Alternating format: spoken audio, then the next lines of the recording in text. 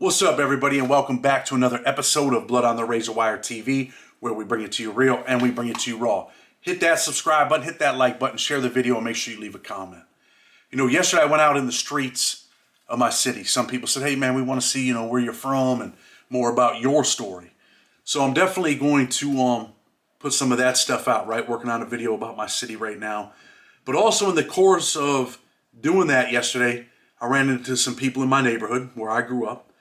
Two of them were prostitutes. I interviewed both of them. Little 9-10 minute interviews. One of them admitted that she had HIV, that she was out there, unfortunately prostituting to pay for her drug habit. We offered to help her. She wasn't ready. But I'm not sure. If you guys want videos like that, then, I think we can highlight that. I think we might start going out in the streets and talking to people and, checking out their lives and putting that on Blood on the Razor Wire TV. So you guys could definitely chime in, leave a comment, let me know. Is that stuff that we should be putting out? Because like I said, it's not my channel, it's our channels. We're going to get back into this New Mexico prison riot stuff, right? Some people asked me to buy this book and read it, so we're going to do that once or twice a week. Got other videos coming out, interviews. We're going to keep doing the interviews too, as well. Some of my own personal stories. We're going to get into all that type of stuff. So let's go ahead and finish. We stopped in the middle of chapter 1, and then we'll get into chapter 2. Some of these chapters are pretty long. I'm just going to keep it real with you, all right?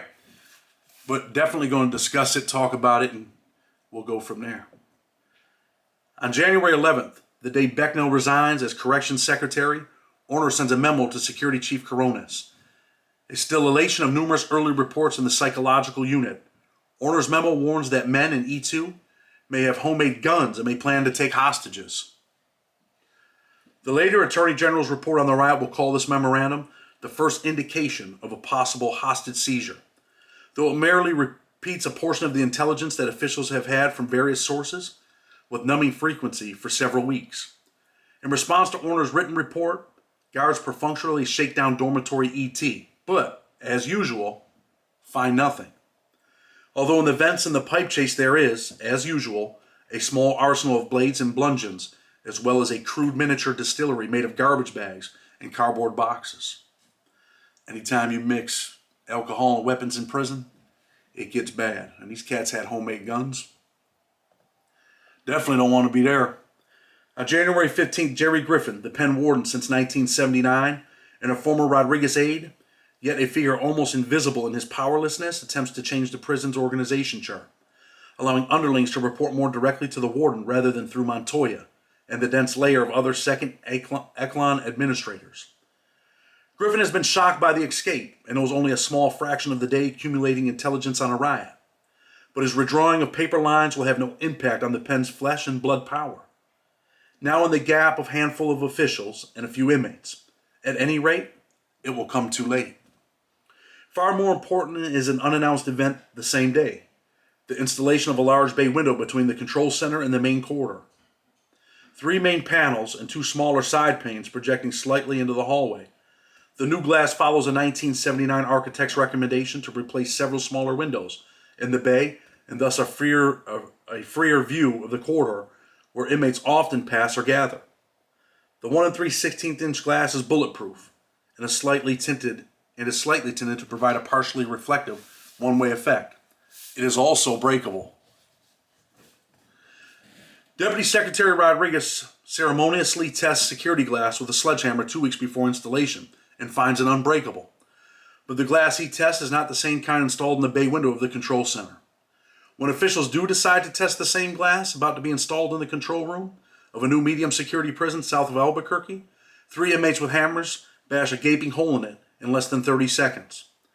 With several guards instantly alarmed and complaining to superiors about the glass at Santa Fe from the day it is put in, one of Griffin's deputies sends a memorandum to the architect on January 17th, asking that a section of the new glass be framed for testing. Griffin also discusses briefly with aides the prospect of placing some sort of steel reinforcement behind the glass. But there are no more discussions and no further tests. On the day the glass is installed, prisoners joke openly about it. One convict watches as the work is completed and then walks back down the corridor to his unit. Passing a guard in the hall, he brazenly thanks the officer, in the words of a later inquiry, for giving the institution away. A day after the deputy's memo about testing the glass is sent to the architect, A Santa Fe County grand jury sharply criticizes prison officials for nepotism in hiring and promoting guards. But such grand jury reports are by now almost routine, never acted upon by the state or district attorney, and the finding is soon filed away with many others just like it. Meanwhile, there are more requests for transfers out of E2. By January 18th, the ruling convicts in E2 begin to smuggle in from the kitchen fresh supplies of raisins and yeast for a new blending of homemade brew.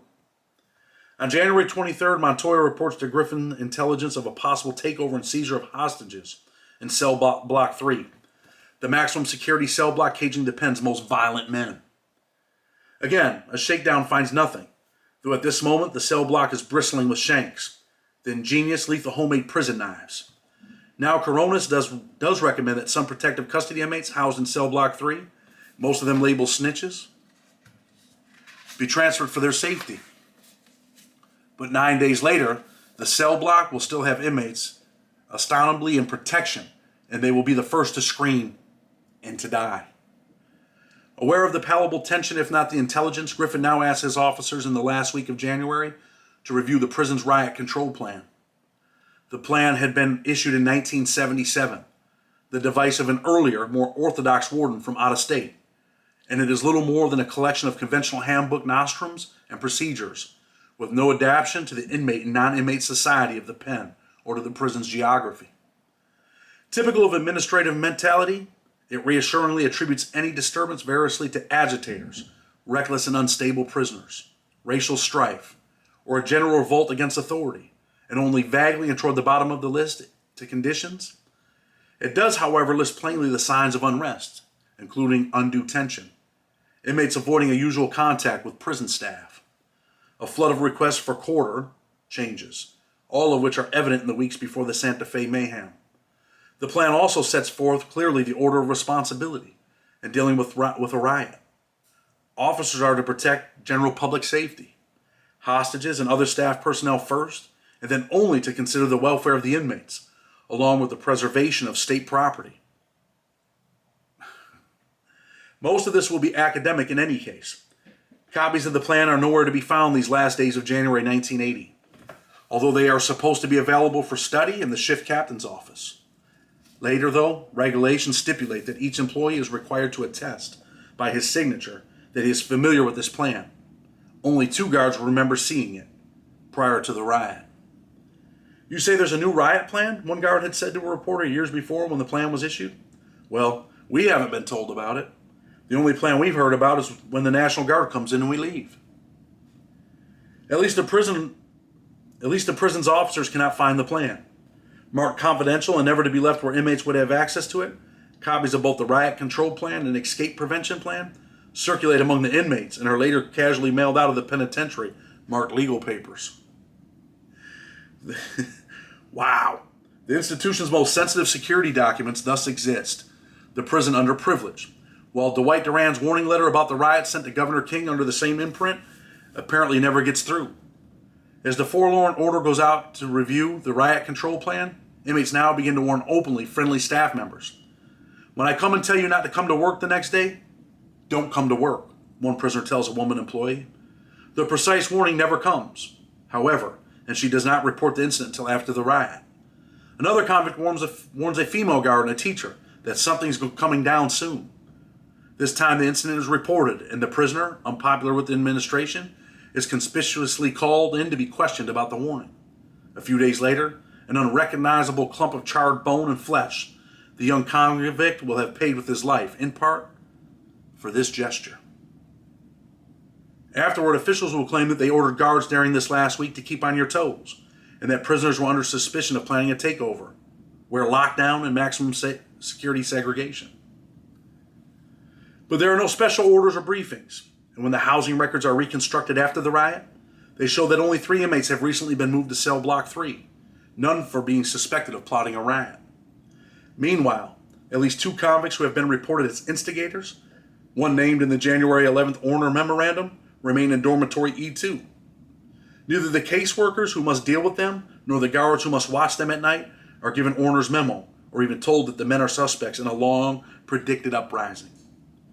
They knew, and they kept telling us, it's going to come down. Guard Lieutenant Marshal Lejeune tells reporters afterward about comments by the Penn administration, but there is nothing specific about the warnings. It is Thursday, January 31st. The Penn's new intelligence chief, Larry Flood, has called an intelligence sharing meeting. After more than 20 years as an Army MP and 2 as a New Mexico prison guard and counselor, Flood has been acting intelligence officer for only 2 weeks. But it has been long enough for him to grow nervous about the evidence gathering on his desk. He convenes the meeting to appraise the information and alert his superiors. To the session come Rodriguez, Griffin, Montoya, and Coronas. Other administrators, state police intelligence officers and agents, members of the Attorney General staff, and Eugene Long, one of Coronas' predecessors as security superintendent. A long-time Rodriguez subordinate, and now a corrections department advisor. Rodriguez chairs. In perfunctory, manly tones, they discuss the prospect of a hostage seizure, another escape, smuggled weapons, and racial unrest. Coronas tells them a white supremacy group may be planning a disturbance at E2, but not until the next spring. One Penn official says an inmate has told him that E2 is getting hot. Still another remarks that the men seem to be acting differently in several ways. Flood adds that the mood of the prison population strikes him as quite ugly. Perhaps too accustomed to harsh omens, Rodriguez and his men, the men of power at the table, hear all this and do almost nothing. No special precautions or procedures are ordered. No routine security practices or spot checks enforced. No alerts or even briefings given the captains and guards who will be left in the pen when the meeting is over and the men of the power have gone home beyond the fence. What matters here at this meeting is not the intelligence memos or Flood's short time on the job or the slight, fatal discrepancies in the warnings. What matters is power and El Jefe, the chief and patron of the system, Felix Rodriguez, and those he commands. Together with pliant and captive politicians, a willfully ignorant public, and a shallow press, they have shaped the history that has come down to this moment. It will be largely their creation, their domain, that will soon erupt in the most savage bloodletting in prison annals. Whoa. Yet their relative sanctuary on the eve is not so surprising. For more than a quarter century, they have survived grand juries, governors, corrections secretaries, attorney generals, reformers, and other disturbances. They have defied, ignored, delayed, succeeded. They will approach this climatic event with much the same assurances. As their cars leave the prison parking lot in the scarlet Thursday dusk, however, few will sense that in the long run it is indeed the end of an era. Afterward, their harshest critics will fantasize that the responsible officials somehow, in some twisted logic, wanted it all to happen. A nicely confined little rumble, perhaps to prompt the legislators then sitting languidly in Santa Fe, perhaps to make heroes of those at the top and cement or even advance their positions. But the angry speculation of conspiracy does not matter. Though what is about to unfold grows inexcusably from the character and regime of the New Mexico State Penitentiary, no one can plan or control the full horror. I don't know if I should comment yet, if we should go to the next chapter, right? But you know what? I am going to comment a little bit. There are some correctional officers that watch this show, right? Cops, guards, whatever. When I used to write for Prisoners Legal News, we weren't allowed to use the word correctional officers. We couldn't call cops correctional officers. We had to call them guards, prison guards, cops. We had to set the tone, right? And in prison, in my experience, man, so many of these people are lazy. They don't give a shit. They don't care. All they really care about is themselves, man. They got a job. They don't want to do rounds. Not all of them, but a large majority of them. Like I talked about FMC Lexington, being one of the most dangerous prisons I've been in. You're like, what? Man, it's a low. How is that one of the most dangerous prisons you've ever been in? Well, because it's a free-for-all. You can just do whatever you want. You got one cop. He doesn't want to walk up 3 flights of stairs and do rounds. He doesn't want to do that type of shit. I mean, there's some cops that do it. There's a cop named Blythe that worked there. He always did his rounds, always did his job. But, man, so many of these people, man, they think they're above the law, right? Like when they go in and they beat the shit out of prisoners, they're above the law. They think they can just do whatever they want to do to you. When they go in there and they destroy your cell, they think they can do whatever they want to do to you. And you got these new younger guards. I had this black female African-American woman go in my cell about a month and a half before I was supposed to be released from prison. She goes in my cell and she just absolutely destroys my cell, right, for no reason. And I'm just like, wow, okay. But they work together, you know. You might piss someone off somewhere in the chow hall. They'll call down there, hey, man, destroy this dude's cell. Do this, do that. I've seen it plenty of times. And I think that there was somebody that, you know, called down there to have my cell destroyed because there was an SIS officer that came and testified at my hearing when I was trying to be released from prison. And he made up a bunch of shit, a bunch of bullshit. And you know what? I was cocky with him after that. I was pretty cocky because I had won already. I knew I was going home. So I was a little bit cocky. I wanted to give him back a little bit of what he tried to give me. He tried to make sure I never got out of prison, you know. And he was just an ignorant ass dude, man. So I think maybe he might have called and she destroys my cell. And I'm just thinking in my head, like, these people ought to read these books. They ought to see, you know, their actions and what it causes. Because, trust me, and, you know, I'm not promoting any of this stuff, but it's brewing. When I tell you it's brewing in every prison in the country. Because people have gotten away from what they're supposed to be doing, right? They go in there and they oppress, they oppress, they oppress. What do you mean they oppress? Well, you're a prisoner. You shouldn't have anything. That's what some people might think. But, you know, they're going in there taking things off the commissary. Like in Raybrook, they took the jalapenos off the commissary. They took the batteries off the commissary. We needed batteries for a radio. We needed batteries for, you know, fans. It was so hot we had battery-operated fans that were the size of this book. But you keep taking, you keep disrespecting, and honestly, bad things happen. Let's jump to the next chapter and then we'll talk about it. There are prisons into which whoever looks will, at first sight of the people confined, be convinced that there is some great error in the management of them. John Howard wrote that on the state of prisons in 1777. They danced the quadrille with requisite dignity and tripped merrily the jolly waltz. As a correspondent described the scene, the ladies with their rich, bright-colored toilets, the gentlemen in full dress. With a profusion of flowers everywhere visible, presented an ever-changing variety of kaleidoscope views as the gay revelers promenaded about the hall. On the cool evening of August 6, 1885, 100 carriages had crowded the dusty Cerrillos Road, south of Santa Fe, to bring the guests to a gala housewarming of New Mexico's first public building, the newly completed territorial penitentiary. They were joyous about the penitentiary.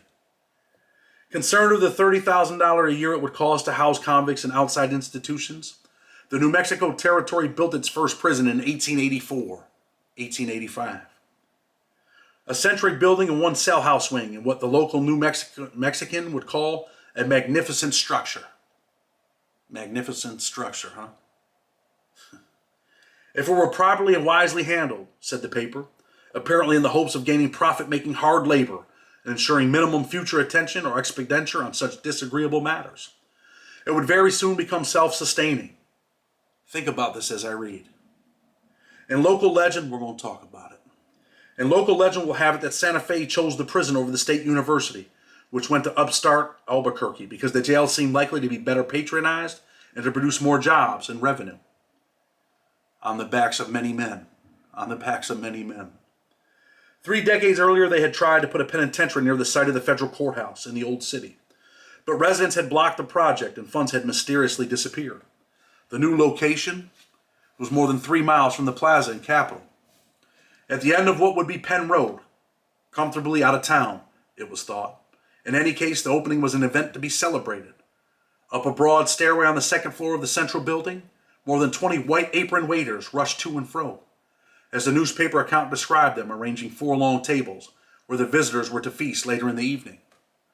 From a platform at one end of the spacious Grand Chapel Hall on the floor above, the 13th U.S. Infantry Band, not long returned from futile forays against the Chiracucha Apaches, played to a floor and gallery filled with the territory's more elegant citizenry. It was not until after 10 that the dancing stopped and the civic-minded revealers returned home in their carriages, rarely to look back. 11 days later, the territory's first public building began to receive more permanent guests. Outwardly, the prison was at first a mute Victorian fortress, slowly enveloped by the growing town and almost a part of it. A brick plant was added in 1893, and older homes in the area still stand among their adobe neighbors in solid penitentiary brick. Convict laborers were commonly seen in Santa Fe manicuring state lawns or constructing public buildings. A portent of things to come, early and desperately needed additions to the pen were delayed because the bricks and gang labor were being used elsewhere to pad the state budget. Later, neighborhood children, seizing one of the few smooth sidewalks in town, bicycled around the prison's dark red homemade walls. But a few feet away from the children on the other side was what one former inmate called an endless nightmare of overcrowding. Primitive sanitation and brutality. Before the turn of the century, a swelling inmate population had overflowed from the old cell house into temporary yard buildings. By 1916, there was an average daily census of 427 and space intended for 300. Nor would the prison and its brick plant be as self-sustaining as the New Mexican had hoped, and the legislature traditionally starved and ignored the institution anyway. "They are the poorest paid lot in the service of the state," said a warden of his guards in 1912 at the moment New Mexico entered the Union. And as in that year of statehood, 40 years later, prisoners would still be periodically beaten and brutalized by their fearful, low-paid keepers, would still using chamber pots and open latrines, would still suffer regular bouts of dysentery. A food riot broke out at the end of 1948, followed by another 6 months later, and yet in November 1950, in which several guards were hurt. Inmates killed an officer in a thwarted escape in June 1952, and the attempt triggered a violent general strike and the resignation of the warden. 6 months later, several inmates nearly escaped again after taking guns from a supposedly impenetrable vault. And within a few seconds of the near disaster, pitched gang fights led to numerous stabbings and to the murder of one prisoner. On June 5, 1953, in the fourth major violent indictment incident in less than a year, convicts seized the decrepit prison hospital and took 21 guards and staff hostages. They were quelled only when a 30 by 30 carbine was smuggled to one of the captives, a deputy warden, who promptly shot and killed two of the riot leaders in a drama no fiction could have improved. After the bloody sequel, local editorialists no longer thought the old territorial pen was so magnificent. A new pen, now, headlined the Capitol paper that June. Monday's riot could not have happened in a modern penitentiary. In all but Arctic prisons like ours, trouble in one section can be isolated and snuffed out quickly before it spreads. The New Mexican pronounced in the summer of 1953 with a certain lack of foresight. The next observation, however, was to be more prophetic. As long as the hideous physical conditions in the penitentiary exist, as long as men are required to live in degradation, we will have violence at the penitentiary. A consultant called in at the same time, a San Quentin warden and the first of a line of outside experts, contracted over ensuing years from the bigger, supposedly better California prison system, drew similar and even more relevant conclusions. Violent acts were the symptoms and not causes of bad conditions, he told the state government. In the last analysis, the prison conditions are the responsibility of the legislator, which expresses the will of the people. You have an opportunity to develop a constructive program through legislative support and continuing evaluation of the penitentiary program and personnel. The state responded to all this by erecting a brand new pen by 1956 and by raising, with presumably grateful help of convict labor, the old territorial relic to the last dark, embarrassing brick, though not before wide-eyed Santa Fe school children, a little like the carriage crowd 70 years before, were trooped through both institutions to witness the obvious progress at hand. Once again, the new prison was placed suitably out of town, to the south, on an exposed treeless plain, but in a larger setting of stark beauty. Near the old quarry where Willa Cather's immortal Archbishop Lamy took the stones to chisel his incongruous, nostalgic French Provincial Cathedral in Santa Fe, the pen commands on two sides the majestic Jimenez and Sangre de Cristo to the south. Sunken below La Bajada, the soft Ortiz Mountains round gently toward Albuquerque and far beyond the Mexican border. With a grudging appropriation of $8 million, the State House's favorite architect shoddily built the new penitentiary on the telephone pole model. 10 two-story dormitories, cell houses, and maximum security cell blocks formed the north and south wings, all connected by a single central corridor that ran wing to wing for nearly 2 city blocks, threading through a middle administrative area housing the prison offices, mess halls for inmates and guards, kitchen, gymnasium, chapels, and control center. With each wing and the intersecting units running off it sealed by riot-controlled grills, the single corridor design was intended to conserve staff, ease security, and most of all, confine disturbances to the point of their origin, isolated and snuffed out. As the New Mexican had imagined the solution, all in all, boasted Governor John Sims in an echo of other openings, before and since, the prison commissioned on April 20th, 1956, was surely among the most advanced correctional institutions in the world. Before the institution was completed or occupied, however, there were ugly rumors about the land it stood on. Tales of shady swaps that were later fueled when a lucrative racetrack sprouted across the Albuquerque highway opposite the pen. Back in town, the former site of the old brick dungeon seemed even more intriguing. A new shopping center would go up nearby to handsome profits, and an adjacent structure would be built and leased to the U.S. Postal Service by a public-spirited landlord named Senator Joseph Montoya, no relation to the deputy warden. A prospering local politician who would achieve some notoriety on the Watergate Committee. Some years later, as an elderly former warden lay on his deathbed and was visited by a grandson who would become a prison reformer suspicious of widespread corruption in the system, the dying man whispered cryptically, "Look for the land. Look for the land." The real estate transfers were never officially investigated, however, and outwardly, the maze of leases and purchases of valuable state and private property seemed in order, with no obvious local fraud or official beneficiaries, though the archives would show at least one interesting connection between the disposal of the old pen ground and the politics surrounding the riot in the 1980s. The state assistant attorney general who officially sanctioned some of the pen site transactions in the 50s was the same man who later, as a federal judge, would preside over the major reform suit challenging the whole long-entrenched political and bureaucratic corrections establishment in New Mexico, Santiago Campos. Far worse than the real estate lore it left behind, however, was what the new penitentiary of the mid-50s promptly took with it from the old. The squalid racist sociology of the state's penal system. The custody of its felons. Like other menial jobs, New Mexico tended to leave to a poor, meagerly educated underclass of native Hispanics. Low-paying, hazardous, unskilled. At least it was commonly practiced. Prison work only reflected larger New Mexican society beyond the walls.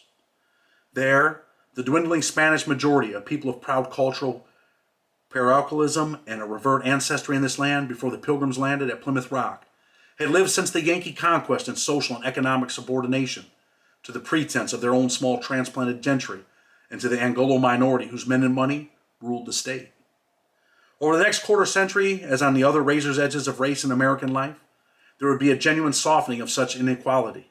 If most of New Mexico's Hispanic men of the 40s and 50s were gardeners, gas station attendants, poor farmers, unskilled laborers, and penitentiary guards, their sons and even daughters were by the 60s and 70s moving in increasing numbers into white-collar jobs.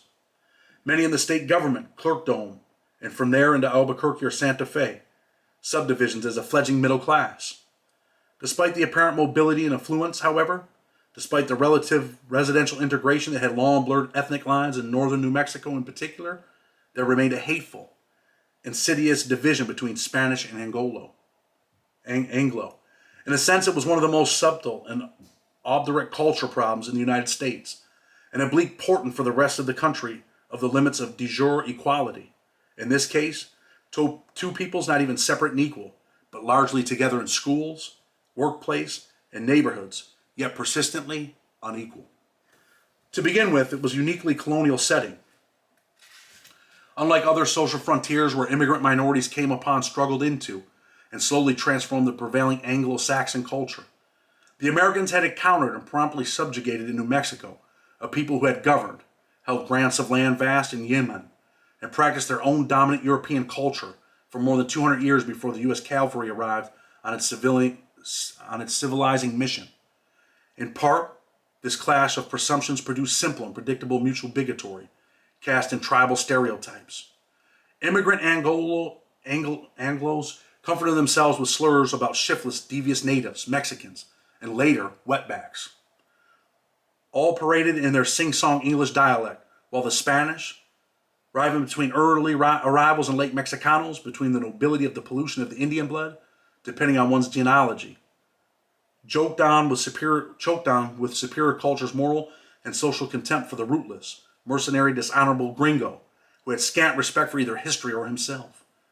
Both the Spanish and the Anglos deplored the prospect of intermarriage, which delivered inferiors into the family. Both elbowed into corners of the marketplace where, at least in government jobs or the patronage-riddled school system, native Hispanics came after World War II to have the dubious privilege of exercising a thinly veiled reverse discrimination. You know, we got to get through the history of the book, man, like the first two chapters, and then we're going to get into the riots, man, and what's really going on. But the encounter was also more complex, the progress of the Spanish more precarious. With the state government payroll as New Mexico's principal welfare institution, with palpable power as well as a respectable dole in the government jobs, Hispanics tended to become, like most other entrenched welfare recipients, jealous and resentful of other claimants. Yet precisely as the state and its bureaucracy grew after the 50s to play the major welfare role, more and more Anglos were arriving, better equipped by an acquisitive culture, as well as education for the bureaucratic and business order that was supplanting the languid old regime. Pride notwithstanding, it was soon an uneven contest for a people of gentle family-centered culture and comparatively modest ambitions. Ironically, in their newly realized status, there would be no real escape for many Hispanics in the old insecurity and inequality. Quietly bitter, the already fractured Spanish community retreated into the time-honored responses of nepotism, accusations of bigotry, and often rancorous self-pity. Clinging stoically, if not always effectively, to their cultural separatism, they only deepened in their pride and suspicion. The educational deficit that lay at the heart of the tragedy. State schools relentlessly hired and promoted from within, and became relentlessly mediocre. At the same time, by the very force of its tradition, in the grip of a primitive Catholicism, the Spanish population proven barren ground even for homegrown rescues. When Reyes Tiarjana and his militant of unsophisticated Alazana de Mercedes burst forth from the dark villages of the north in the 60s to tear at the raw old legion of land, titles, and theft, much of the white society was suitably terrified, promptly throwing Tiarjana in jail for murder and later into a federal insane asylum for his politics. The New Mexico Hispanic constituency, however, remained mostly quiescent. The brief abortive revolt touched deep chords, but its crude strategy and pointless violence sustained nothing. Politically, the core of Spanish community seemed to prefer the more vulnerable and proven patronage of traditional Anglo politicians like Bruce King, men who had grown up with established colonial castes or coalitions, who for their own power in the Democratic Party machine had fashioned their own alliances with the native majority. And on the strength of such patronage and alliances, yet another social schism opened, this one defined by class, adopting the Protestant ethnic, if not the religious hierarchy. Some successful Hispanics in this post-war era climbed up through education and status in commerce or politics and became part of the state's knit suit. Good old boy establishment, seldom glancing back at the deeper, enduring problems of poverty and discrimination. Though also rarely more than token members or servants of the ruling white caste. For their part, not surprisingly, the native Anglos were prone to accept these arrangements as part of the local charm, while more recent arrivals, particularly those in competition for jobs, reacted with alternating puzzlement and guilt at the hostility they discovered so close to the surface. For a moment in the 70s, it was still possible to ignore what was really happening. During New Mexico's resort boom, there were more jobs, higher land values, more prosperous development than ever before. Money salved the Anglos' racial guilt and even obscured among Hispanics the trophy of values and space, and the implacable imposition of an alien face and timetable on the land. Yet all the while, the profound subterranean anger and fear between ruler and ruled in this strange desert colony coursed just beneath the state's fervent full-color public mythology of bicultural harmony. Secreted in playground fights, jailhouse, or police brutality, wherever the hate and hurt, like body bruises, could be hidden from passing view. Though school children were spared the historical truth, General Stephen Kearny's troops had pranced into Santa Fe more than a century before, to the wailing of women and angry dark eyes behind lattice windows. The wailing had died away while the angry dark eyes remained, but the uglier reality was still behind closed doors. Otherwise, everyone seemed to agree it would only detract from the terrorist trade. The effect of all this on the penitentiary was decisive. In the politics of the state's poverty and discreet racism, the payroll of the institution promptly became, in the post-war years, a fount of bureaucratic nepotism, fostering the inevitable clan of administrators and guards tied by family, by unspoken complicities, and often by a shared incompetence, to the jobs none could afford to lose, or at least lose the option to resume. To the eve of the riot, the chronically understaffed guard ranks were a state sinecure, where impatient young men might leave for a seasonal construction job and promptly return when the weather snapped cold. Moreover, as a major employer among the extended families of the region's Hispanic society, albeit not quite as the Santa Fe city fathers had hoped in originally contemplating the mercantile potential of the pen, the prison came to provide votes, patronage, and campaign contributions for those politicians who saw and harnessed its potential in the counties around Santa Fe. At the most rudimentary level, the daily encounter between keepers and captives, the system took an awful toll. Ignorant, unschooled guards and administrators met caprice brutality, and, not least, exploitation of the staff and inmates alike by the more cunning prisoners. Added to the common oppressions of prison life, the entranced nepotism made change or relief seem all the more hopeless. Through the corridors and cell blocks throbbed the ethnic suspicion and loathing between the predominantly Spanish guard corps and the 1/3 to 1/2 of the inmates who were Anglo and the handful who were black or Indian. Yet the worst abuse and the brutalization were by every reckoning reserved for Spanish prisoners.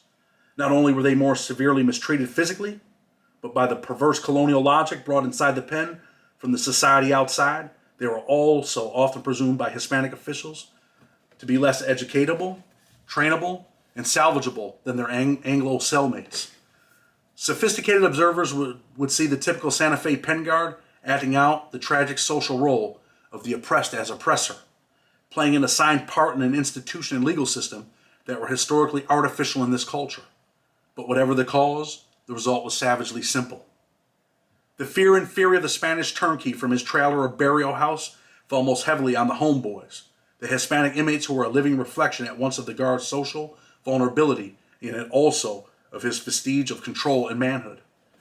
At the next level within the prison staff, the system was no less pervasive or self-reinforcing. Nepotism thwarted the very dependence on security that was the only governance of the pen its untrained overseers understood. It was hardly a penitentiary where educated new guards were welcomed or promoted, where embarrassing intelligence was reported or given credence, where old friends, relatives, or fellow members of staff clique were reprimanded for minor matters such as unclosed grills or similar lapses. Though federal funds were available by 1974 to help guards get college or even advanced degrees, the administration offered neither incentive nor work schedules for extra schooling. And again, until the very moment of the riot and even afterward, briefings at the change of the guard shifts might frequently be given in the local calico Spanish, leaving to their own devices those who did not understand the language. Finally, the circle closed with politicians who had little reason to clean out a willfully ignored state patronage system that was virtually a commissary of votes, money, and manifold other advantages. Once the prison was consigned to its ethnic and political function, to look too closely at its management or efficiency as a penal institution was to upset the basic balance of power and rewards. Then, too, there was still less incentive for reform or even occasional tampering, when the long-tenured prison officials had come to know so much about the politicians. To know which inmates they wanted favored or paroled and why. To know who was profiting so consistently on the outside from the big contracts.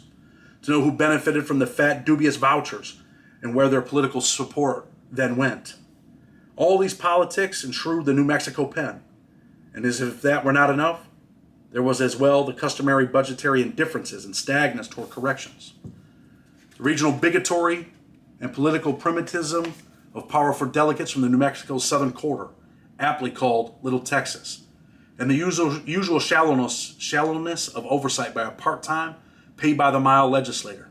When the riot was over and the bodies were pieced back together, official autopsies of cause would strain to find how New Mexico was different, while tactfully ignoring the larger political maleficence that made it typical. The history was vivid in the lives of the men who made it.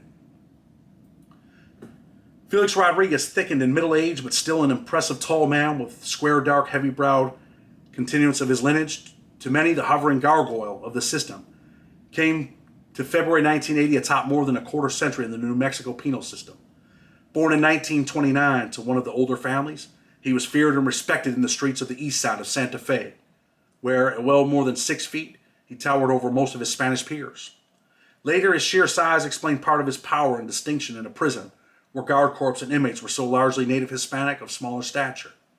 He dropped out of St. Michael's, the local Catholic high school, in the 11th grade. After nearly 2 years in the Army, ending as staff sergeant and an 8-month hiatus, following discharge, he went to work at the old territorial pen in October 1953 at $250 a month. From that moment, he had found his vocation, and he rose as a kind of guard protege. In 5 months, he was a lieutenant, and in less than 3 years, a captain, at nearly twice his starting pay. When the new prison opened in 1956, the new Captain Rodriguez would be, by his own description, in charge of installation of all security and key control procedures, locking devices, etc. By 1957, he was certified as having passed his high school equivalency exam, or GED, and only months later he began more than a decade tenure as associate warden, second in command and with overall control of all phases of the operation. As he later described his position, once acting warden himself for a period in 1967, he was now paid almost 6 times his first salary. When J.E. Baker, a popular, relatively progressive warden of only brief term, was pressured out by the legislator. Some suspected with his deputy's encouragement, Rodriguez became warden in his own right in February 1970, almost a decade to the door before the riot. Almost a decade to the day before the riot. By now, he listed his resume, 23 quarter hours and 3 semester hours of college credits, all apparently earned while working at the pen. After 5 years as warden, he was promoted to director of adult institutions. He went on to become deputy secretary of corrections department in 1978. For a quarter century before the catastrophe, through a succession of wardens and state corrections secretaries, no other official would be continuously in authority or so responsible, day by day, at the New Mexico State Penitentiary. Like I said, man, these chapters are long as hell. So we're going to end it right there, right? We're going to talk a little bit about it. You know, sometimes when you read stuff like on history, some people get bored. Some people don't. Some people enjoy the backstory to what's about to take place. And you know, when you write a book, this is really just the setting to where he's going to go. I think it's a little too long. I don't know about you guys. But because people have asked me to read the book, I didn't just jump to the chapters that were the exciting chapters, right? Although we could have done that. We're almost there, though. We'll get there. And when we talk about corrections, I don't really want to call it corrections. I want to call it prison, man. You got people like this all the time running these places, man, that are incompetent. Some of them are just straight assholes, right?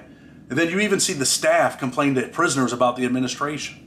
Very seldom do you see the administration complain to prisoners about the staff. But this is what's brewing, right? What's brewing in New Mexico is now brewing, what, 92,000, some 30, 40 years later.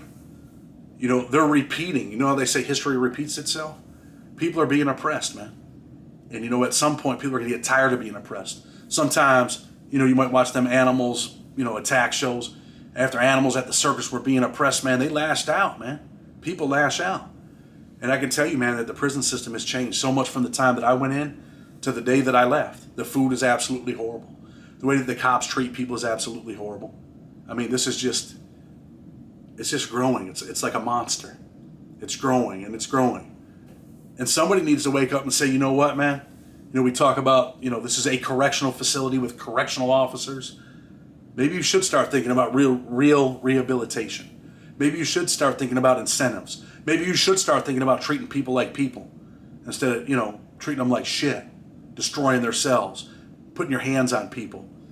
Let me ask you this, while you're watching this video, right? You know, we're going to end it soon, but you ever see some of these videos in Georgia, some of these videos in Florida, Alabama, what these prisons are like?